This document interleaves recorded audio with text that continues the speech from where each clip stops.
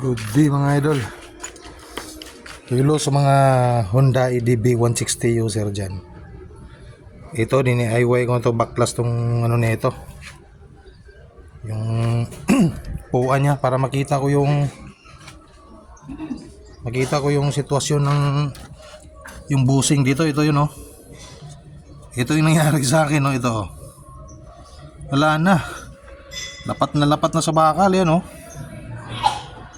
Ayan. Gagawin ko nito kasi wala pa akong nabili na busing. Lagyan ko ng ano to, yung makapal na guma. Kasi parang wala na oh, bakal to bakal na talaga oh. Tapos ito pa yung napansin ko oh.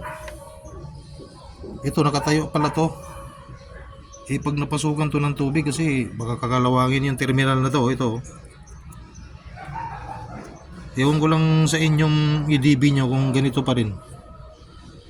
Pero ang gawin ko nito kasi lilinisan ko to eh. Ito. Dumi. Ayan. Magto 2 years na to.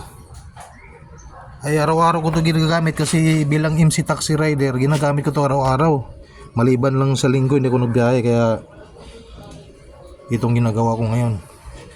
Lalagyan ko to ng tip para pag maglinis ako hindi mapasukan ng tubig yung terminal nito. Yan. Ang dumi talaga oh. Ito 2 years na to. Kaya yung sa ilalim naman nito kasi dalawa to eh. Ito at saka sa baba. Ito malaki yung ano, awang oh. Yung ko lang kung normal ba yan. Yan oh, ito. Yung kung normal ba yan pag ganyan naka center stand. Pag hindi siya naka center stand, ang dito malaki yung awang niya.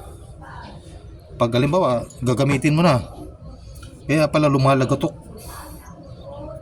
siya. Ito nakasintersan siya, dikit siya sa bakal. So ibig sabihin pag gagamitin na, malaki yung awang niya siguro mga basta ayan o.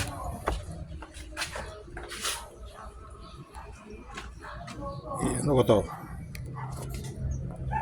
Yan.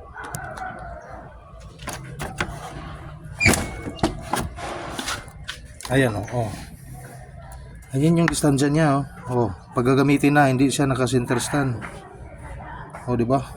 So gagawin ko nito, lagyan ko ng ano to, guma na makapal para kung malubak.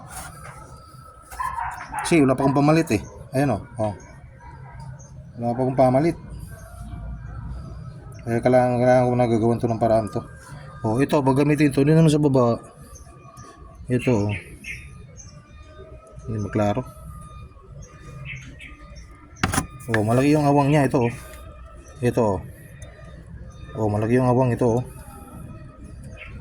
So, ibig sabihin, pag nalubak, ito yung malagutok.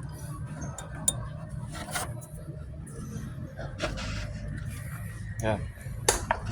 Gagawin ko na to.